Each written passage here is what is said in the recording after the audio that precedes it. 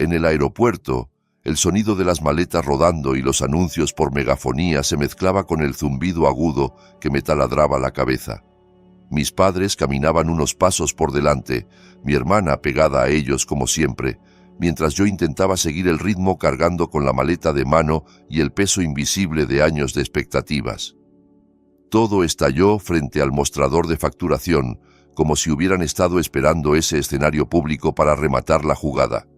Una frase mía, "No puedo enviar más dinero ahora, necesito ahorrar para mí", bastó para que las sonrisas del viaje familiar se convirtieran en gestos tensos y acusaciones veladas. En cuestión de minutos, pasé de ser la hija sacrificada a ser la ingrata, la inestable, la que siempre da problemas. Me llamo Laura Rivas, tengo 38 años, y aquel día en el aeropuerto Charles de Gaulle de París, supe con una claridad cruel que mi familia era capaz de dejarme caer si eso les convenía. El viaje lo había pagado casi todo yo, ilusa, pensando que unas vacaciones juntos en Europa podían remendar las grietas que dejó mi divorcio y devolvernos algo de normalidad. Desde que me separé, mis padres habían convertido cada llamada en una auditoría de mi vida. Cuánto ganaba, cuánto ahorraba, cuánto enviaba. Mi hermana Ana, la pequeña, era la cómplice silenciosa, la que jamás se mojaba, pero siempre estaba donde soplaba el viento. Yo llevaba años sosteniéndolos, diciéndome que la familia es lo primero, incluso cuando ellos no parecían pensar lo mismo de mí. El plan perfecto empezó a revelarse en detalles mínimos. Ana me quitó el teléfono para hacer fotos en grupo sin que estés pendiente del trabajo. Mi madre guardó mi pasaporte para tener todos los documentos juntos. No protesté, era el guión de siempre, tratarme como a una adolescente irresponsable, aunque fuera la única que pagaba las cuentas grandes. En el mostrador, cuando pedí mis cosas para revisar el billete, mi madre cambió de tema con una naturalidad ensayada. Mi padre se acercó al empleado, murmurando algo sobre cambios de asiento. Cuando imprimieron las tarjetas de embarque, ellos recibieron las suyas. Yo no. Debe de haber un error, dije, con una sonrisa tensa. El empleado repasó la reserva y en su pantalla apareció algo que me heló la sangre. Mi billete de vuelta, cancelado. Mis padres no se inmutaron. Laura, ya eres mayorcita, dijo mi padre sin siquiera mirarme a los ojos. Siempre estás al borde de un drama. Te vendrá bien quedarte aquí unos días, pensar, resolver tus cosas. No podemos estar siempre rescatándote. No te pongas histérica, añadió mi madre, con el tono dulce que usaba cuando quería hacerme sentir loca. Si estás tan segura de que puedes con todo, demuéstralo. Nosotros ya no podemos cargar con tus altibajos. Sentí como el suelo se abría bajo mis pies. Intenté arrebatarle el bolso a mi madre para recuperar mi pasaporte, pero Ana se interpuso, murmurando que no hiciera un espectáculo. Los vi alejarse hacia el control de seguridad, sus figuras encogidas por la distancia mientras yo me quedaba clavada frente al mostrador, con la maleta en la mano y un vacío en el pecho que no tenía nada que ver con el jet lag. Cuando reaccioné, corrí al mostrador de ayuda, explicando atropelladamente que me habían cancelado el billete sin mi permiso, que tenía mi pasaporte retenido, que no tenía teléfono. El empleado llamó a seguridad. Me pidieron con amabilidad fría que abandonara la zona de embarque porque ya no tenía pase válido. La humillación fue el golpe final. Ni siquiera podía perseguirlos hasta la puerta de embarque. En el pasillo que llevaba a la salida, el ruido del aeropuerto se convirtió en un murmullo distante. Me apoyé contra una columna, sintiendo cómo las lágrimas amenazaban con asomar, pero sin terminar de caer. No era la primera vez que me hacían sentir un problema. De niña, si sacaba una nota sobresaliente, era porque el profesor te tiene cariño. Si me iba mal, era porque eres despistada, como siempre. Después del divorcio, cada crisis de ansiedad que tuve se transformó en una ficha más para su archivo invisible de Laura no está bien. Pero jamás imaginé que llegarían a abandonarme físicamente en otro continente, solo para demostrarme que sin ellos no era nada.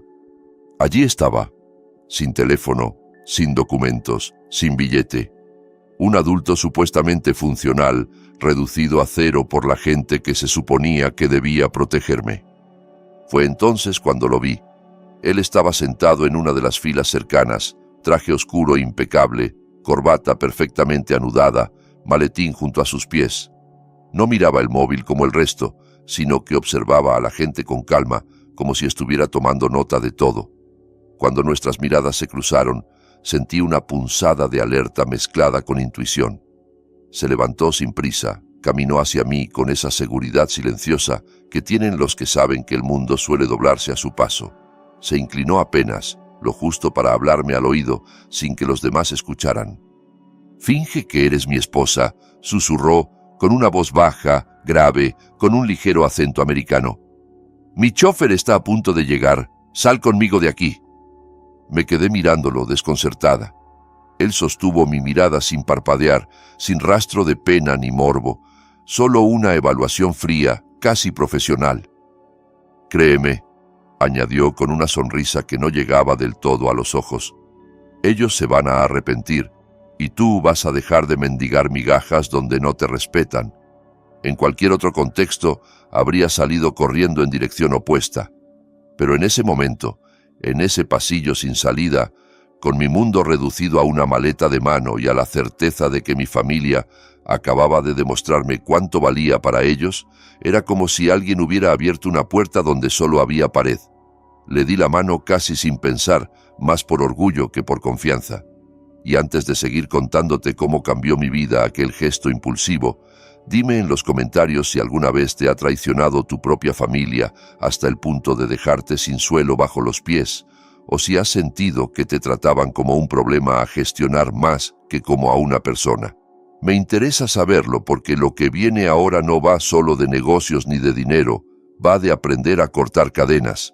El hombre me guió con paso firme hacia la salida de la zona restringida, pasando por delante de los guardias de seguridad, como si siempre hubiera sido parte de su plan. Uno de ellos llegó a mirarnos, pero al ver su porte y la naturalidad con la que me sostenía del brazo, se limitó a asentir.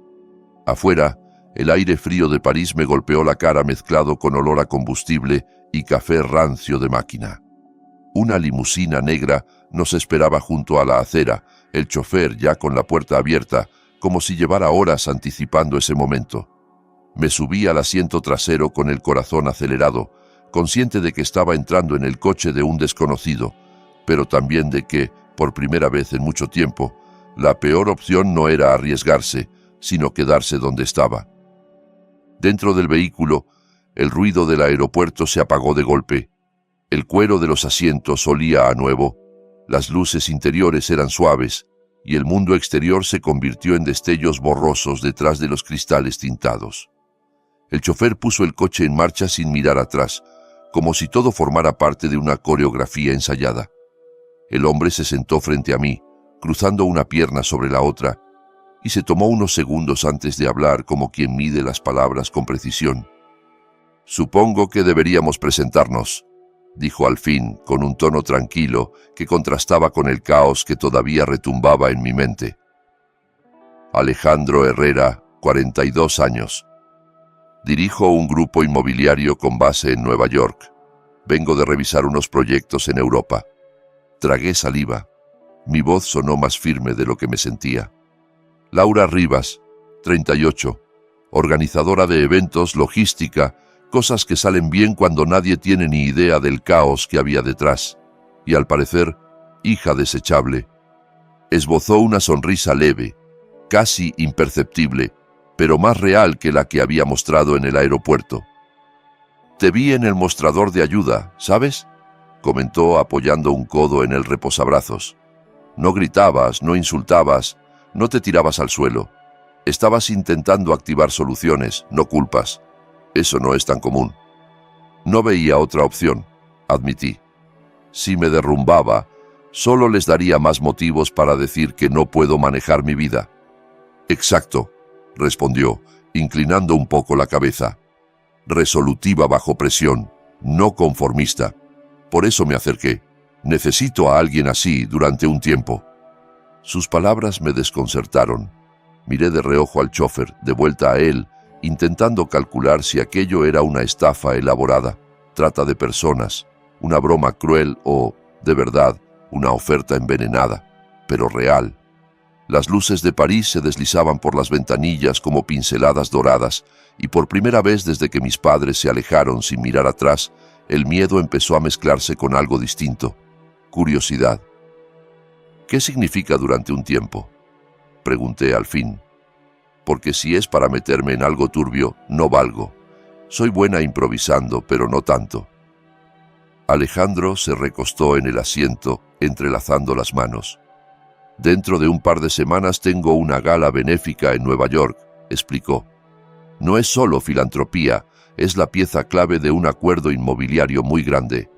Mis socios son conservadores, les encanta la palabra estabilidad, y un viudo relativamente joven, con un par de decisiones financieras cuestionables en los últimos años, no encaja en su ideal de estabilidad. Lo miré con atención. Tenía los ojos oscuros, cansados de una forma que el traje impecable no podía disimular. ¿Viudo desde hace cuánto?, pregunté, bajando la voz sin saber muy bien por qué. 2 años, respondió sin adornos. Mi esposa murió en un accidente de coche. Fue público, salió en la prensa. Desde entonces cualquier gesto mío se lee como hombre roto o tiburón sin corazón. Mi hermano menor, Nicolás, ha aprovechado la ambigüedad. Anda susurrando por la empresa que el duelo ha afectado mi juicio, señalando una inversión fallida como prueba. Quiere sentarse en mi silla. Sus palabras encendieron algo en mí. Recordé a mi exmarido insinuando que, después del divorcio, yo ya no era fiable para grandes proyectos, porque estás muy sensible, no sabes ni lo que quieres. Había tardado meses en demostrarle y demostrarme que mi capacidad no dependía de su presencia. Comprendía demasiado bien cómo se puede usar el dolor como arma en tu contra. Siento lo de tu esposa, dije, y no era una frase automática. Sé lo que es que alguien aproveche tu peor momento para redefinirte como débil. Alejandro hizo un gesto leve, casi de agradecimiento, pero no se detuvo en el duelo. Es negocio, zanjó. O, al menos, eso es lo que he decidido que sea de ahora en adelante. La cuestión es sencilla. Necesito que proyecten una imagen de estabilidad. Que vean a un hombre que ha reconstruido su vida, que no está solo ni desbordado. Para eso, necesito una esposa, una que no sea actriz contratada para sonreír y repetir un guión mal escrito. Así que pensaste, busquemos a una desconocida abandonada en un aeropuerto, resumí con ironía. Original. Pensé, busquemos a alguien que ya sabe lo que es ser subestimada por la gente que debería apoyarla, corrigió. Alguien que sepa moverse entre crisis. Y sí, alguien que no tenga miedo de tomar decisiones rápidas cuando todo se derrumba. Te vi en acción. No eres una víctima pasiva, aunque te hayan tratado como tal. El coche redujo la velocidad al acercarse a una terminal privada, más discreta, lejos del bullicio del aeropuerto principal. Las luces eran más tenues, el ambiente más silencioso. Sentí que la conversación llegaba a un punto sin retorno. ¿Qué ofreces exactamente?, pregunté, apretando la maleta de mano como si allí dentro hubiera algo más que ropa arrugada y un neceser.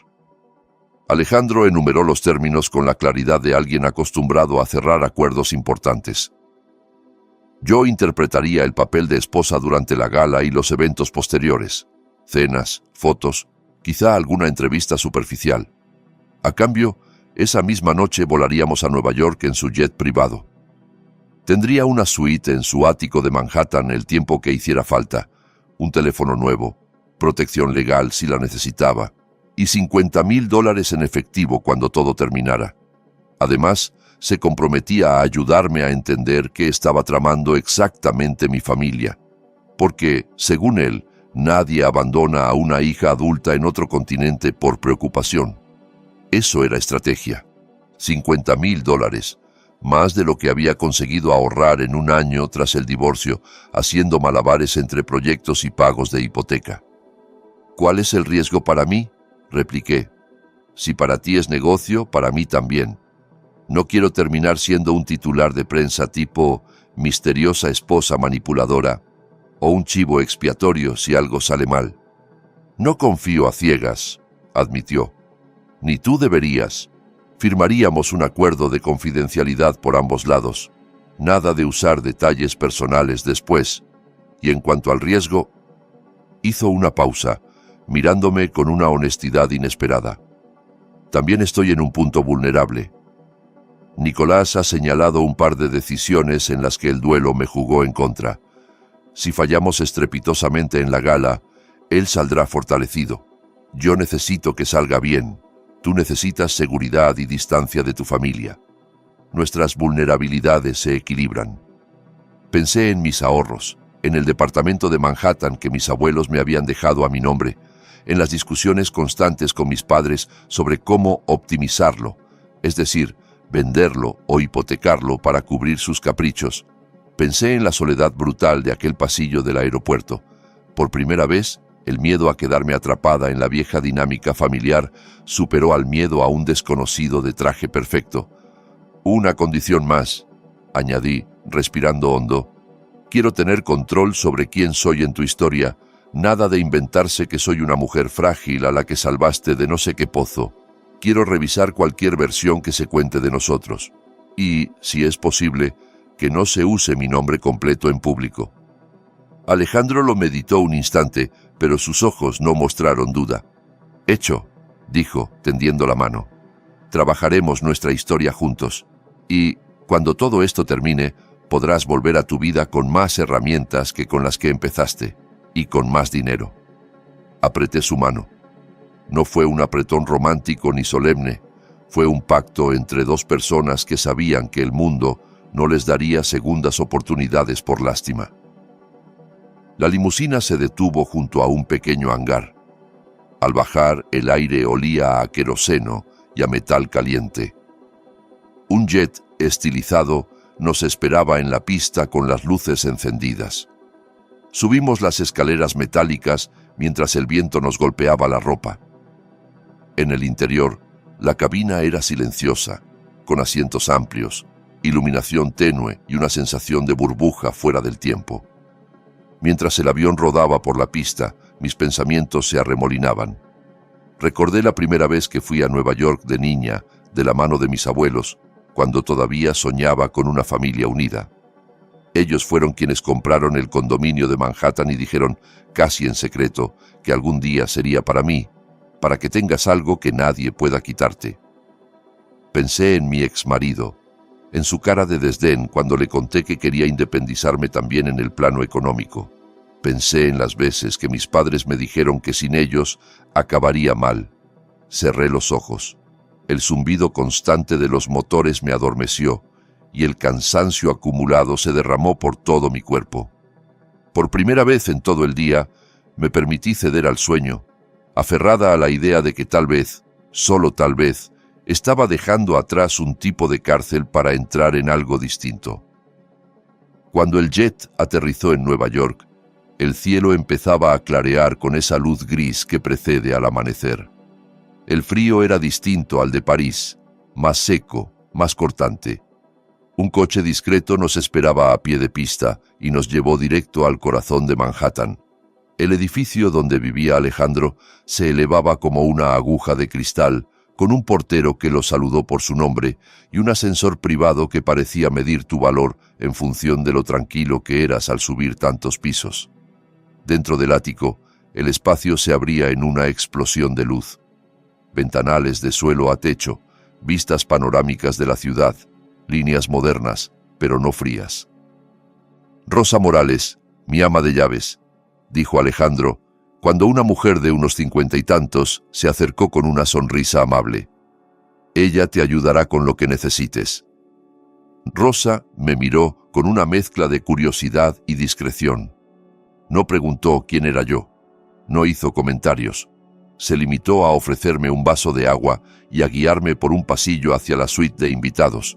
Allí, una cama impecable, un baño amplio, toallas dobladas con extremo cuidado y una vista que se abría a todo el skyline hicieron que el caos del aeropuerto pareciera un recuerdo lejano, casi ajeno. Me quedé un momento de pie frente al ventanal, viendo cómo las luces de la ciudad se apagaban poco a poco mientras el día nacía.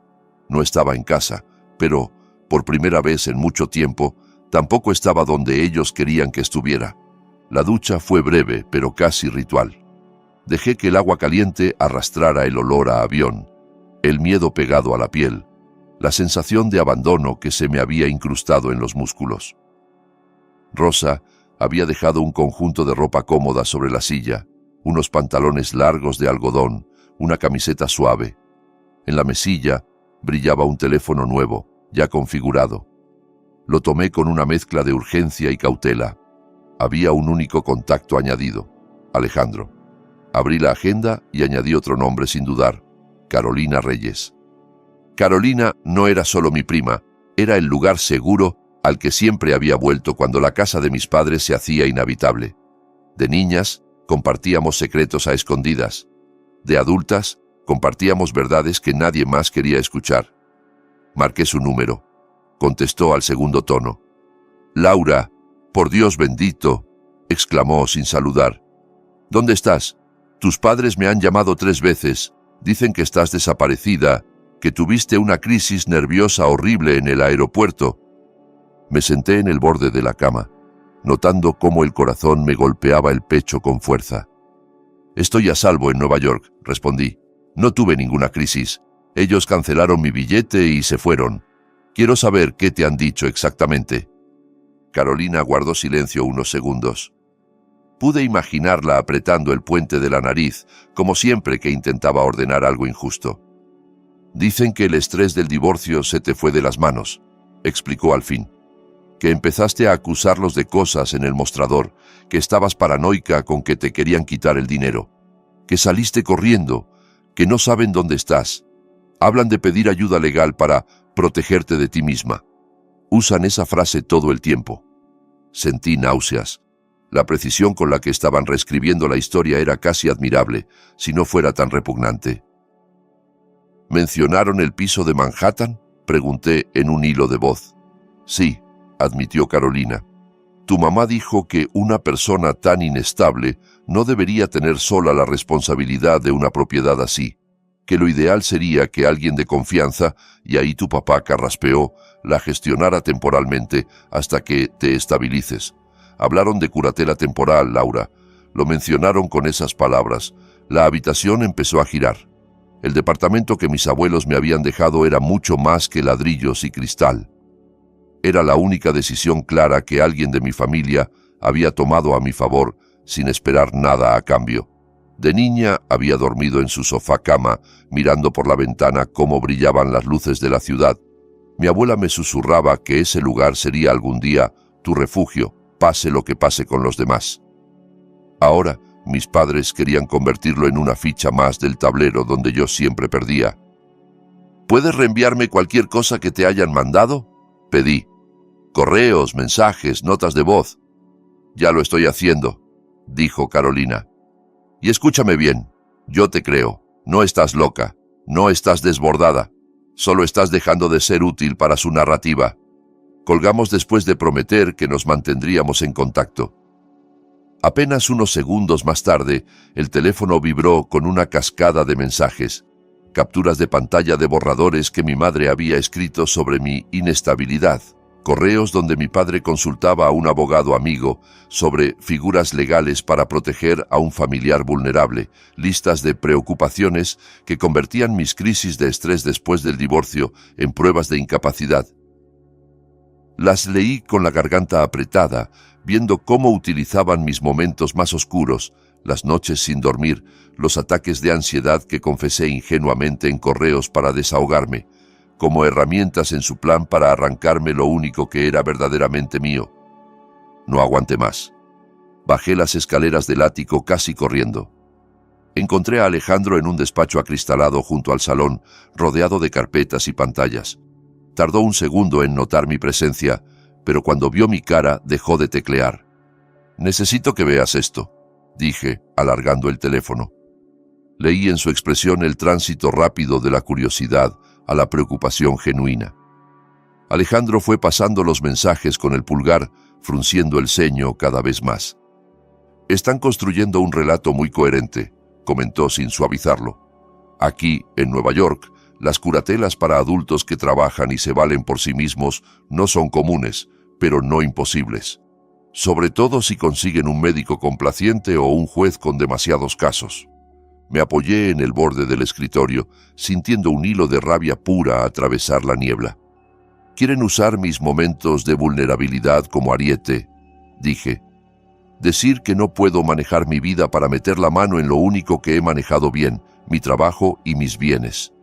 Entonces no podemos esperar, respondió Alejandro, girando la pantalla de su ordenador hacia mí. Voy a llamar a alguien. Marcó un número que parecía tener muy trabajado. En menos de una hora, un hombre de unos 50 años, traje gris bien cortado y mirada incisiva, estaba sentado en el despacho con nosotros. Se llamaba Martín Cordero y no perdió tiempo en cortesías. Escuchó mi versión entera, revisó las capturas en una tablet cifrada y tomó notas en silencio, como si ya estuviera redactando mi defensa en su cabeza. Están preparando el terreno para presentarte como incompetente, concluyó. Pero no llegan con un diagnóstico real, solo con correos sacados de contexto y opiniones subjetivas. Eso juega a nuestro favor. Vamos a adelantarnos. Informes médicos recientes, si estás dispuesta, que acrediten que no hay ningún trastorno que te incapacite, pruebas de tu gestión financiera responsable, testimonios de colegas y clientes que hablen de tu fiabilidad. Alejandro añadió, casi con desgana, pero sin esconderse. Mi hermano está intentando algo parecido conmigo, confesó. Usar el duelo por la muerte de mi esposa y una inversión fallida como prueba de incapacidad permanente. Quiere que me aparten de la dirección. La realidad se hizo más nítida. No era solo mi familia contra mí o su hermano contra él. Era un patrón. Gente cercana usando el lenguaje de la preocupación y la salud mental para disfrazar la ambición y el control. Cuando Martín se fue con una lista clara de tareas, subí a la suite, abrí el portátil que Rosa había dejado sobre el escritorio y me sumergí en un mar de términos legales que jamás pensé que tendría que aprender. Curatela, tutela, estándar de prueba, capacidad funcional. Cuanto más leía, más comprendía que si me quedaba quieta, otros hablarían por mí y, lo que era peor, decidirían por mí. No iba a permitirlo. No, otra vez. La vida en el ático cambió de ritmo en cuestión de días. Alejandro convocó a su equipo principal para planificar la gala benéfica y el salón se transformó en sala de juntas. Planos sobre la mesa, laptops abiertos, tazas de café distribuidas como piezas de ajedrez. Yo me quedé al fondo al principio, escuchando, absorbiendo. La coordinadora del evento, una mujer joven de voz firme, hablaba de tiempos, proveedores, invitados, VP. En las pantallas se veía el cronograma de la noche. Recepción, cóctel, discursos, subasta, cena, cierre. ¿Puedo ver el programa completo?, pregunté al fin, adelantando la silla. La coordinadora me lanzó una mirada rápida, midiendo si yo era una intrusa o un recurso. Al final, deslizó hacia mí un dossier impreso. Lo revisé con la mente entrenada de alguien que ha pasado años resolviendo eventos donde todo puede salir mal en cuestión de segundos. Vi solapamientos, tiempos pésimamente ajustados, potenciales embudos en el servicio. Si mantienen estos dos discursos seguidos, señalé, la gente empezará a mirar el móvil y perderemos energía justo antes de la subasta. La puja tiene que ir cuando todavía están frescos, no después del postre. Y la entrada al salón está mal colocada para el flujo de invitados. Se les hará un cuello de botella en la barra. La coordinadora entrecerró los ojos. Alejandro, en el otro extremo de la mesa, observaba en silencio, con esa forma suya de registrar todo sin que pareciera que lo hace. ¿Qué propones?, preguntó él. Reorganicé los bloques casi sin pensarlo, moviendo la subasta antes de la cena, intercalando piezas de música ligera entre discursos, ajustando la disposición de las mesas para que los invitados clave no quedaran aislados ni amontonados. El equipo tomó notas, algunos con cierto recelo, otros con alivio evidente. Cuando terminó la reunión, Uno de los asistentes me pidió que le explicara de nuevo el flujo de entradas. Ya no era una invitada silenciosa. Empezaba a ser parte de la estructura. Horas más tarde, un correo tenso llegó al buzón compartido. Uno de los patrocinadores más importantes estaba reconsiderando su aportación. Había oído rumores sobre la supuesta inestabilidad de Alejandro desde la muerte de su esposa. El texto estaba lleno de elogios tibios y frases como «por prudencia» y «quizá no sea el mejor momento». La coordinadora iba a derivar el mensaje a relaciones públicas, pero yo levanté la mano. «Déjame intentar una respuesta», propuse. Abrí un borrador y escribí una contestación que no se excusaba, pero tampoco ignoraba el elefante en la habitación. Reconocía la relación de años, aportaba datos concretos de proyectos recientes, resaltaba el impacto positivo de la empresa en la comunidad y mencionaba, con delicadeza, que parte de la fortaleza de Alejandro residía precisamente en haber afrontado el duelo sin esconderlo, transformando los errores en ajustes. «No suena defensivo», dijo Alejandro leyendo por encima de mi hombro. «Suena a sabemos quiénes somos y lo respaldamos con hechos. Envía eso». El patrocinador no solo confirmó su apoyo unas horas después, sino que aumentó ligeramente su participación. Alejandro me llamó aparte. «Te estás volviendo indispensable», comentó con una media sonrisa. «Me alegro», respondí, «porque no pienso pasar por todo esto solo para lucir un vestido bonito en la gala». Aquella fue la primera vez que lo escuché reír de verdad, una risa breve, casi extraviada, pero verdadera. Los días siguientes se llenaron de visitas al hotel donde se celebraría la gala, reuniones con la florista, pruebas de iluminación y llamadas caóticas con proveedores que juraban que todo estaría listo a tiempo. Yo caminaba por el salón principal imaginando la noche en mi cabeza, por dónde entrarían los invitados, dónde se atascarían, dónde habría que colocar discretamente a alguien del equipo para desencallar situaciones. Insistí en tonos de luz cálidos durante el cóctel para suavizar el ambiente y en focos más fríos y definidos durante los discursos para mantener la atención en el escenario. Por las noches, en la mesa del comedor del ático, entre presupuestos y maquetas, Alejandro empezó a aflojar la corbata no solo literalmente, sino también metafóricamente. Una de esas noches, mientras revisábamos un informe sobre la inversión fallida que Nicolás utilizaba como arma, lo vi frotarse la sien con los dedos, como si le doliera un recuerdo más que un dato. «Ese proyecto lo empujé demasiado rápido», admitió. «No vi todas las banderas rojas porque estaba desesperado por sentir que mi vida seguía en marcha. Era más fácil hablar de cifras que hablar de la cama vacía». Lo escuché en silencio, reconociendo en sus palabras algo que yo también había hecho: llenar la agenda de eventos después del divorcio para no enfrentar la casa silenciosa. «Los errores no desaparecen porque los ignores», dije al fin, «pero tampoco te definen para siempre. Lo importante es lo que hiciste después de ese proyecto, y eso es lo que hay que poner por escrito. No eres un hombre incapaz, eres un hombre que se equivocó y corrigió». Alejandro asintió, y esa conversación sirvió de base para el relato que Martín terminaría presentando al Consejo como prueba de resiliencia, no de incapacidad. Ensayamos nuestra historia de pareja como si estuviéramos preparando una obra de teatro. La versión inicial sonaba robótica. Nos habríamos conocido en un congreso de inversores. Yo habría sido una simple asistente. Él, el ponente estrella, nos habríamos enamorado lentamente. Le dije que nadie se cree eso. «Hazlo más cotidiano», propuse. Yo era la encargada de logística del evento. Tú te quejaste del café y terminaste ayudándome a cargar cajas. Es más creíble que un flechazo de película. Probamos la escena varias veces, añadiendo detalles: el incidente del café derramado sobre mis notas, la broma sobre que un CEO con espalda mala no dura en el negocio, la forma en que nos despedimos sin intercambiar números, pero volviendo a coincidir en otro proyecto. Cuando conseguí que Alejandro sonriera al recordarlo, supe que la historia estaba lista. La clave no era el guión en sí, sino cómo se sentía al contarlo.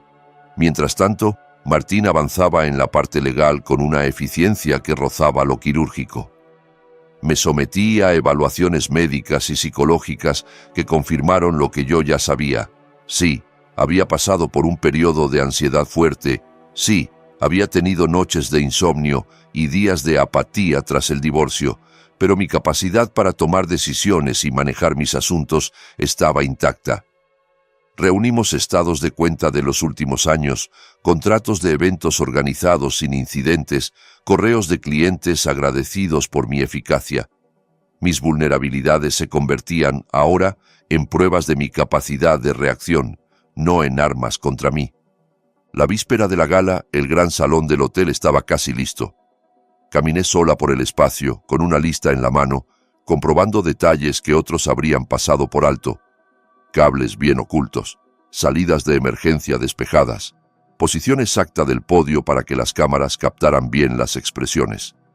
De vuelta en el ático, Rosa me ayudó a ajustar un vestido de seda azul marino que caía perfecto sobre mi cuerpo, marcando la figura sin resultar estridente. Me miré en el espejo largo y vi a una mujer que no reconocía del todo, pero me gustaba. La espalda recta, los ojos sin rastro de súplica. No era la hija que espera permiso. Era alguien que había cruzado un océano y un límite interno a la vez. La noche de la gala, los flashes nos recibieron antes incluso de pisar la alfombra. Alejandro y yo salimos del coche con movimientos ensayados. Él, sobrio y seguro. Yo, a su lado, la mano apoyada en su brazo, la sonrisa medida. Las lámparas de cristal del vestíbulo bañaban de luz dorada a los invitados que ya se arremolinaban cerca del photocall. Se escuchaba el murmullo de conversaciones mezclado con el tintineo de las copas de champán y la música de un cuarteto de cuerdas. Nos hicimos varias fotos, repetimos nuestra historia a periodistas que querían saber cómo nos conocimos y qué significaba esa noche para nosotros. Respondimos con frases sencillas pero coherentes. Hablamos de proyectos compartidos, de la importancia de la estabilidad no solo en los negocios, sino también en casa. A medida que avanzaba el cóctel, empecé a relajarme. Todo transcurría según el plan. Hasta que el teléfono de Alejandro vibró con una insistencia que no era normal. Su jefe de prensa se acercó con el móvil en la mano y el rostro tenso. «Acaban de publicar esto», susurró. En la pantalla, un titular de tabloide gritaba sobre «el viudo millonario que no ha sabido superar la muerte de su esposa» y ponía en duda su capacidad para seguir liderando la empresa. El artículo citaba fuentes cercanas, sabíamos de sobra quién, que hablaban de decisiones impulsivas, de inversiones precipitadas, de una nueva esposa misteriosa que aparecía justo antes del gran acuerdo. Las palabras estaban diseñadas para sembrar dudas no solo sobre su estabilidad, sino también sobre mis intenciones. El equipo de comunicación respondió con rapidez, enviando un comunicado preparado de antemano en el que se desmentían exageraciones, se aportaban cifras y se recordaban los logros recientes.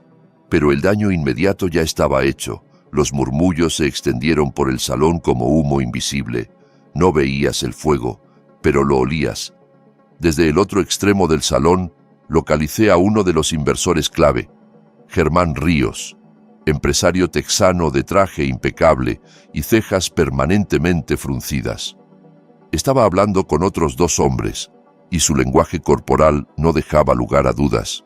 Brazos cruzados, cuerpo levemente echado hacia atrás, respuesta escueta cuando Alejandro se acercó a saludarlo. La temperatura de la conversación parecía haber bajado varios grados.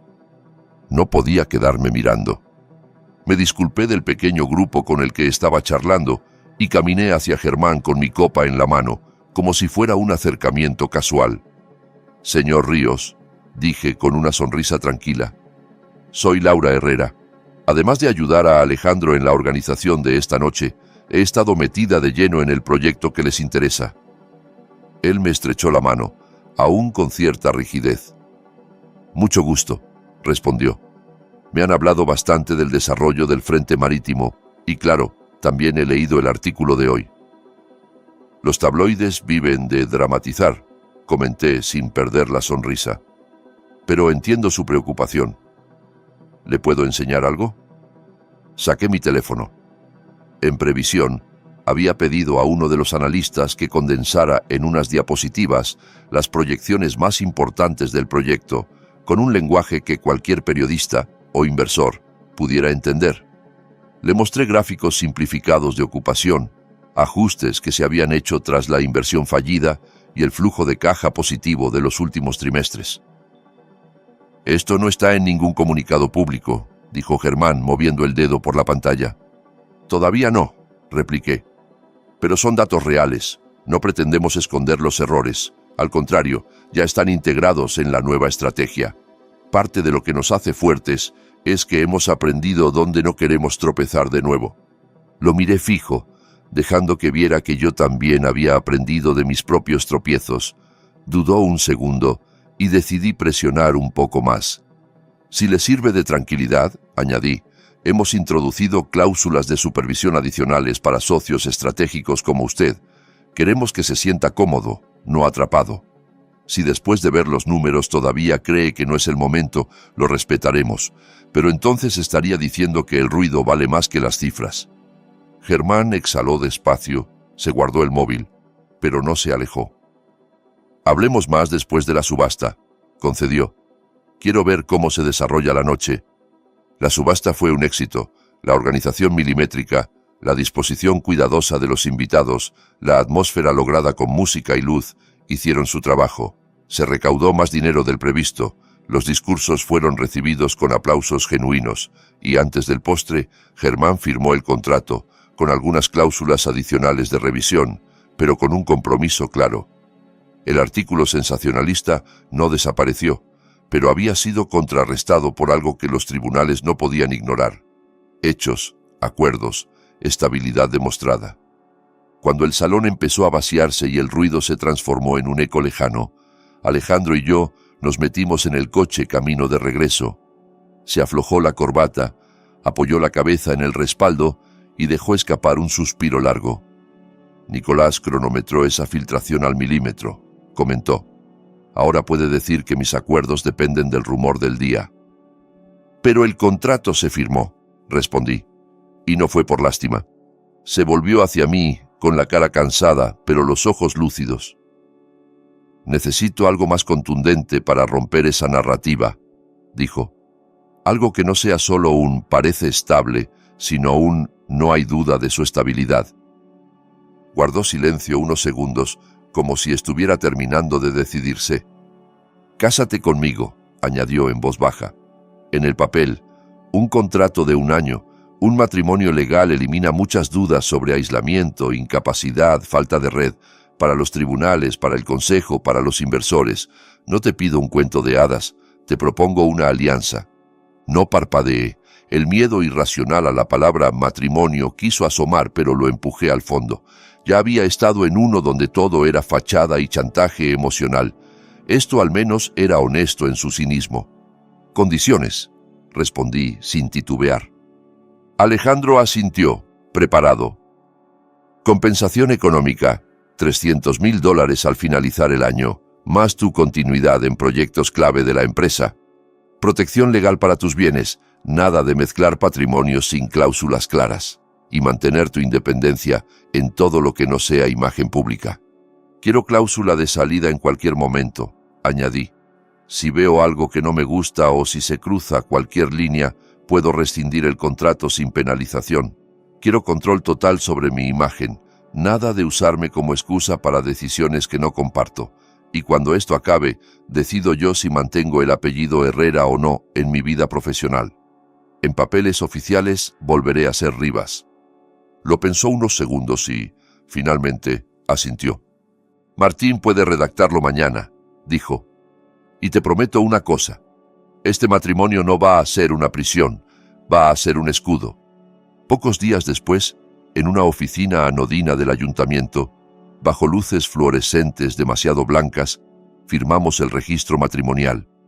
No hubo flores ni música, solo una funcionaria aburrida leyendo artículos legales, 2 testigos a sueldo y un par de firmas que cambiaban radicalmente la manera en la que el mundo nos percibía, pero no tanto cómo nos percibíamos nosotros.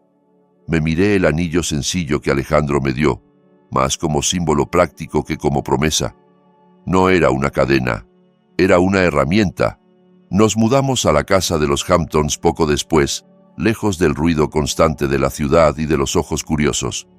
La propiedad se levantaba frente a un tramo de playa tranquila, con grandes ventanales abiertos al mar, paredes claras y un silencio denso, solo roto por el sonido de las olas. El personal se encargó de las cajas. Yo, de aprender a moverme en aquel espacio sin sentirme intrusa. Alejandro dijo que allí podríamos trabajar con más calma mientras los jueces y los consejos decidían si nos creían o no.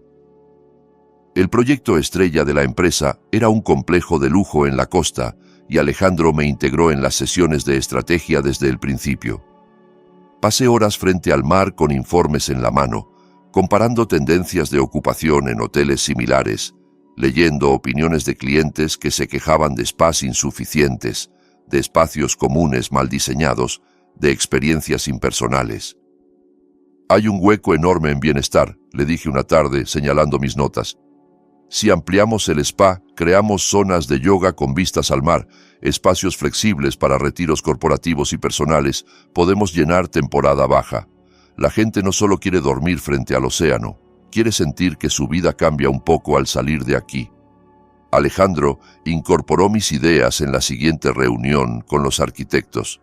A través de videollamadas discutimos pasillos más anchos, áreas que pudieran transformarse de sala de conferencias a espacio de meditación en cuestión de horas, transiciones suaves entre interior y exterior. «La gente que paga estos precios no quiere fricciones», remarqué. «Quiere sentir que todo fluye, que no tiene que pelearse con puertas, ni colas, ni espacios mal pensados».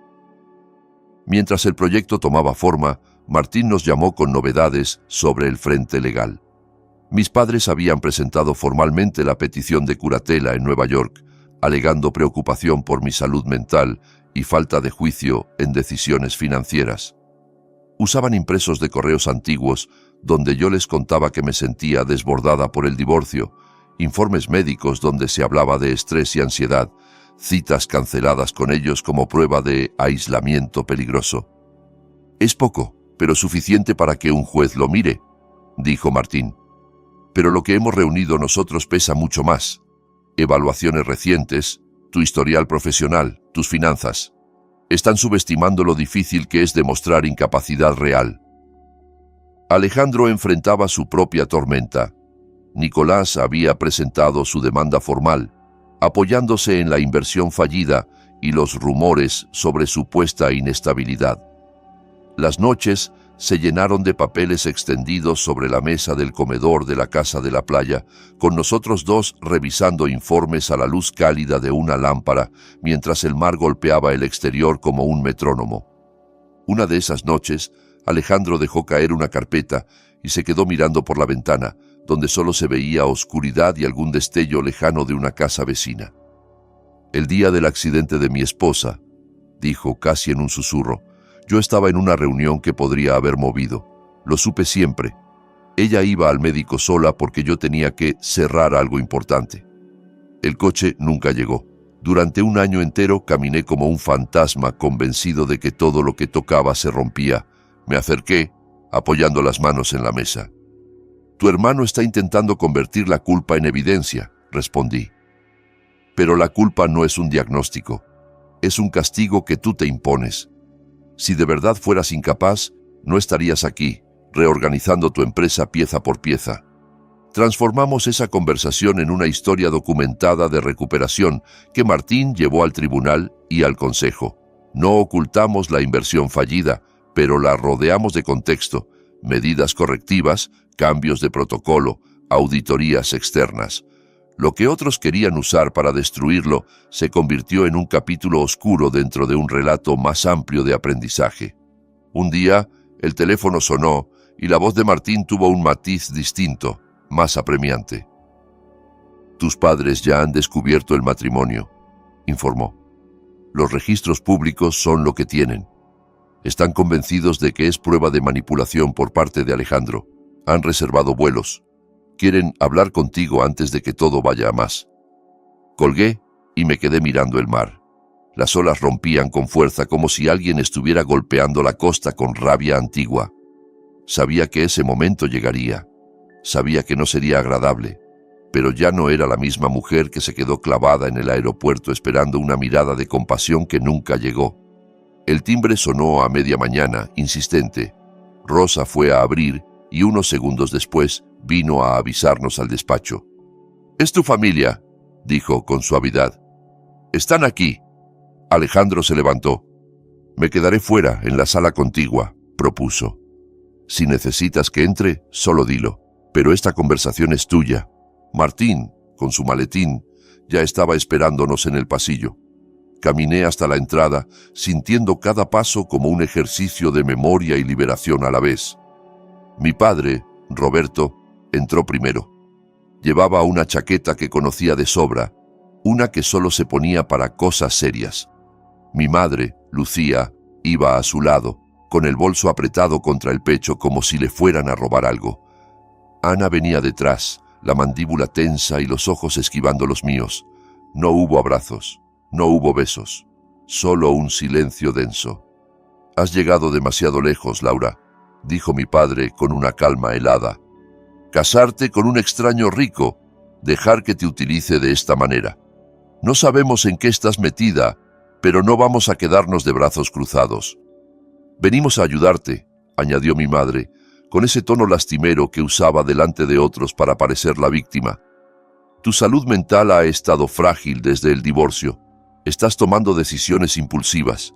No queremos verte arruinada o peor». «¿Como abandonada en un aeropuerto?», repliqué, cruzando los brazos.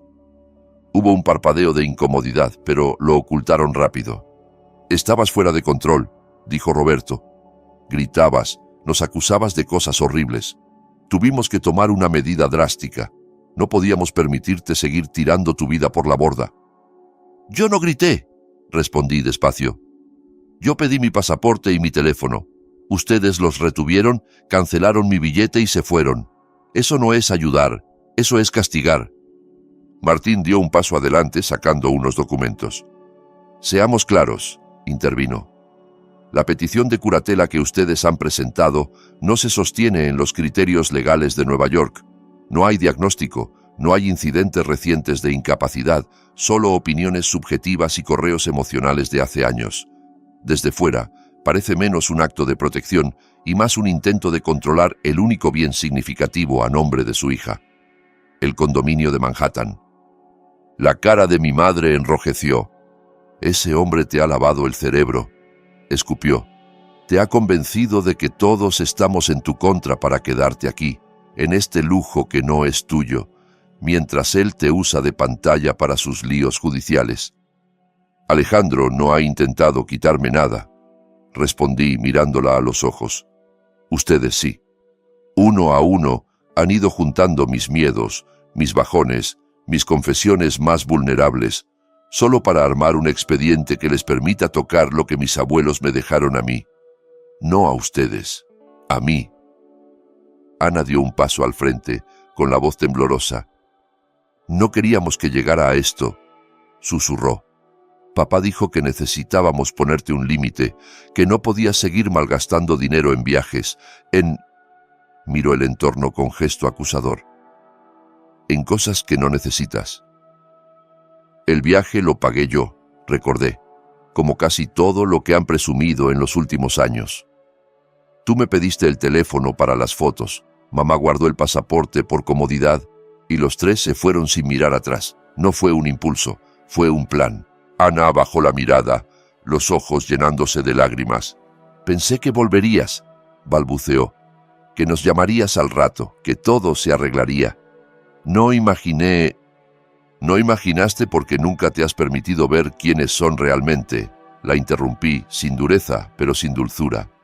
«Has estado demasiado ocupada siendo la hija que obedece, la que no protesta. Yo ya no sé cómo ser esa». Roberto dio un paso más, intentando recuperar el control. «Vamos a simplificar», dijo. «Retiraremos la petición si firmas un poder de gestión del piso a nuestro nombre. No queremos quitártelo, solo administrarlo hasta que te estabilices de verdad. Es lo lógico». Miré a Martín. Sacó otro documento, esta vez preparado por nosotros. «Esta es mi propuesta», dije. Ustedes retiran la petición de curatela de inmediato y emiten una declaración reconociendo que no tenían base sólida para dudar de mi capacidad. A cambio, yo no presento demandas por fraude, intento de apropiación indebida y daño emocional. Siguen con sus vidas sin mis bienes y yo sigo con la mía sin su control. Mi madre soltó una carcajada amarga. No serías capaz de demandar a tu propia familia, sentenció. Te conocemos. Los miré a los tres. Sentí que ese «te conocemos» era la clave de todo. Ellos conocían a la Laura que se tragaba las lágrimas para no incomodar, la que pedía disculpas por existir, la que cambiaba de decisión si alguien levantaba la voz. No conocían a la mujer que había salido de un aeropuerto sin nada y se había sentado en la oficina de un abogado sin bajar la mirada. «Pruébenme», respondí en voz baja. Ana miró a un lado y a otro, atrapada entre lealtades que se desmoronaban. Durante un segundo, creí que daría un paso hacia mí, que diría, «Basta, papá, mamá, esto está mal». Pero el miedo ganó. Se colocó de nuevo a su lado, como siempre. «Ya no eres la hija que criamos», dijo Roberto con dureza. «Tal vez por fin soy la persona que siempre fui debajo de lo que ustedes querían», contesté. Se dieron la vuelta. Ana se detuvo en el marco de la puerta con los ojos rojos. Abrió la boca, la cerró y se fue tras ellos sin decir nada más. La puerta se cerró con un clic que sonó más definitivo que cualquier sello judicial. Solté el aire sin darme cuenta de que lo había contenido. Martín guardó sus papeles. «Presentaré la contrademanda hoy mismo», dijo. «Están tan convencidos de que no te atreverás que no han calculado las consecuencias de perder». Alejandro apareció en el pasillo, con los brazos cruzados.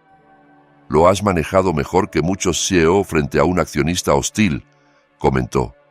«Y eso que esto duele mucho más». Asentí. Me temblaban las manos, pero no de miedo.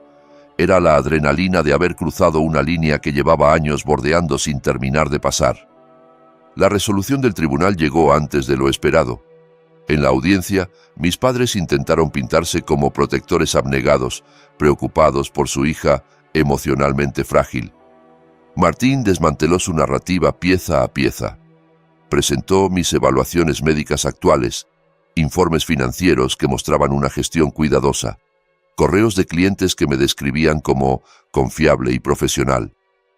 El juez escuchó, revisó, y finalmente desestimó la petición de curatela, señalando que no había base suficiente para considerar que yo no podía manejar mis asuntos y que, de hecho, el caso parecía estar motivado principalmente por intereses económicos. No hubo castigo formal, pero el registro público hablaba claro. La noticia se extendió por el pequeño mundo de mis padres más rápido de lo que imaginaban. Sus amigos de la comunidad de jubilados empezaron a fallarles a las reuniones. Las invitaciones disminuyeron. Nadie lo decía en voz alta, pero muchos sabían ya que habían intentado declarar incapaz a su propia hija adulta para gestionar su herencia. Ana también sintió el impacto. En su trabajo, algunos colegas la miraban con una mezcla de curiosidad y recelo cuando surgía el tema de la familia. El condominio de Manhattan siguió siendo solo mío.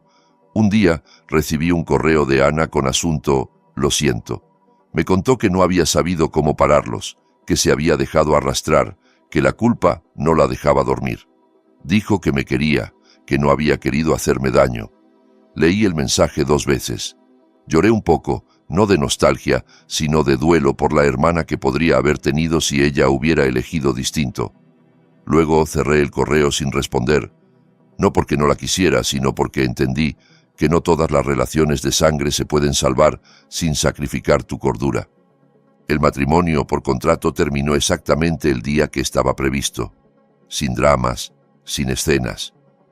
Fuimos al registro, firmamos los papeles de disolución de mutuo acuerdo.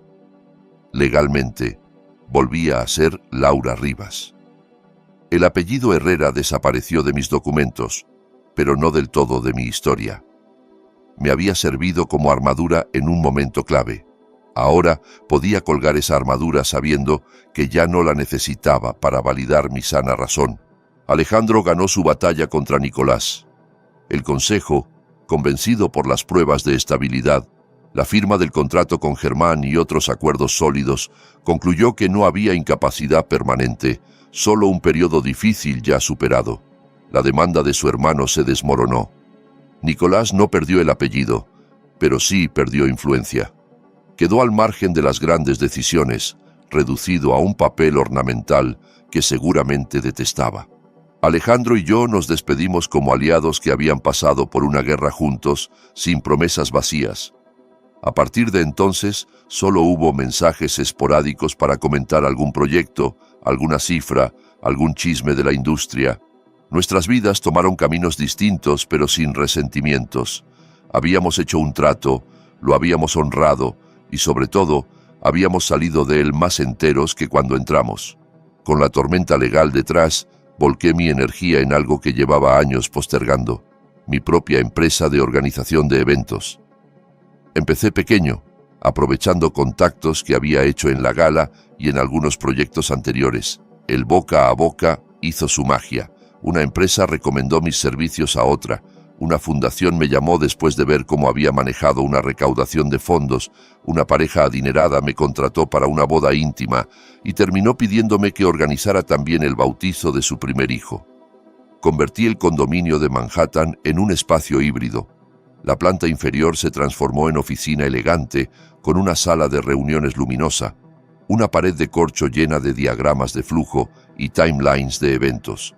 La planta superior siguió siendo mi hogar, mi refugio. Reformé el interior a mi gusto, sin pedir opinión a nadie. Tonos neutros, maderas cálidas, estanterías con libros de diseño y novelas desgastadas, plantas que se negaban a morirse. Cada detalle era un recordatorio silencioso de que esta vez no estaba viviendo según lo que otros creían que era correcto para mí. Alejandro me llamó una vez para encargarme un retiro corporativo en un resort frente al mar. Trabajamos el proyecto como dos profesionales que se respetan. El último día, paseamos por la playa al atardecer, hablando de cómo había cambiado todo en un par de años. «Has construido algo muy sólido», dijo mirando el horizonte. «Tú también», respondí. «Y lo hemos hecho sin debernos nada que no esté pagado». Sonrió. No había tensión romántica, ni nostalgia rara, solo la conciencia tranquila de haber ocupado un lugar importante en un capítulo decisivo de la vida del otro sin apropiárselo. Años después, el evento más grande de mi firma tuvo lugar precisamente en los Hamptons, no muy lejos de aquella casa donde enfrenté a mis padres. Era una gala frente al mar para una organización internacional, con cientos de invitados, cadenas de televisión cubriendo la llegada de celebridades y una ejecución tan afinada que casi parecía fácil. Detrás del telón yo veía los engranajes, el equipo coordinando en auriculares, los proveedores cumpliendo tiempos, los invitados fluyendo sin tropiezos. En un momento de calma salí a la terraza lateral con una copa de agua en la mano. El aire olía a sal y a flores caras. El mar golpeaba la orilla con un ritmo reconocible, el mismo que había escuchado años atrás, cuando aún no sabía si saldría entera de todo aquello. Me apoyé en la barandilla y miré el horizonte teñido de dorado. Allí, con el murmullo lejano de la fiesta a mis espaldas, entendí algo con una claridad que dolía y aliviaba al mismo tiempo. La confianza familiar puede romperse de una forma tan brutal que ya no haya vuelta atrás, y está bien no querer recomponerla a cualquier precio. La sangre no debería ser un contrato que te obligue a permitir abusos, sino un punto de partida que cada uno decide honrar o traicionar.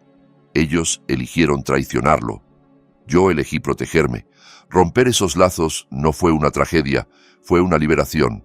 La libertad de dejar de pedir perdón por tener metas propias, de trabajar sin que cada logro se convierta en recurso de negociación para otros, de rodearme solo de personas que entienden que respeto no consiste en exigir obediencia, sino en celebrar la autonomía del otro. Ese, para mí, es el verdadero legado de toda esta historia. Aprender a identificar cuándo una lealtad te construye y cuándo te destruye. Si algo me enseñó la traición en aquel aeropuerto, fue esto. La puñalada duele más cuando viene de quien debería abrazarte, pero la sanación no llega de fuera. nace en el momento en que decides poner límites, incluso si eso significa quedarte sola un tiempo. No necesitas el permiso de nadie para proteger tu paz. A veces, poner un punto final a un capítulo, aunque el resto del mundo diga que estás exagerando, es la única forma de abrir las mejores páginas de tu vida. Y tú, si has llegado hasta aquí, dime, ¿qué capítulo te toca cerrar a ti? ¿Qué dinámica, qué relación, qué lealtad te está costando más soltar? Cuéntamelo en los comentarios. Tal vez tu historia empiece justo donde por fin decidas terminar la que te ha hecho daño.